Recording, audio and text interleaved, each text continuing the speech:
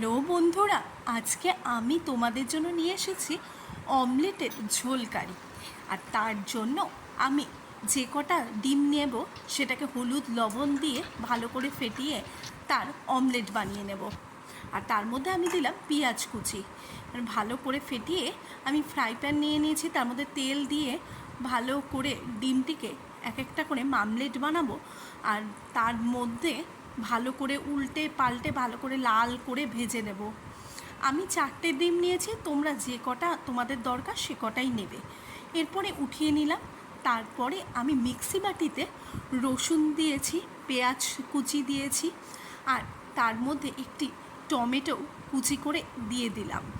আর সেটার একটা ভালো মিক্সড পেস্ট বানিয়ে নিয়েছি। এবারে কড়াতে জিরে ফোড়ন দিয়েছি, আর তার মধ্যে কতগুলো আলু কেটে রেখেছিলাম সেটাকে ছেড়ে দিলাম। আর এটাকে আলুগুলোকে ভালো করে লাল করে ভেজে নিতে হবে। আর তার জন্য হলুদ লবণ দিয়ে আলুগুলোকে ভেজে নিয়ে এরপরে যেই মিক্সি বাটিতে যেই পেস্টটা করে রেখেছিলাম সেটা আমি দিয়ে দিলাম।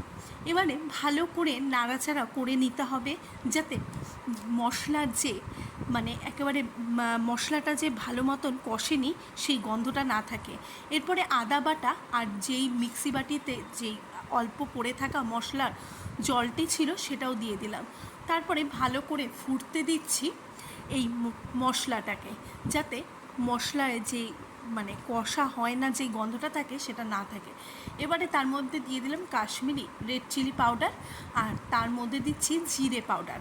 এরপরে আবারও মশলাটাকে ভালো করে নাড়াচাড়া করে তার মধ্যে খানিকটা জল দিয়ে আবারও নাড়াচাড়া করে নিলাম। এবারে দেখো অল্প অল্প কিন্তু তেল ছাড়ছে। এবারে আমি আরেকটু জল দেব, কেননা আমার এটা কারি হবে, তাই আমি সামান্য জল দিয়ে দিলাম এবার যাতে পাতলা হয়।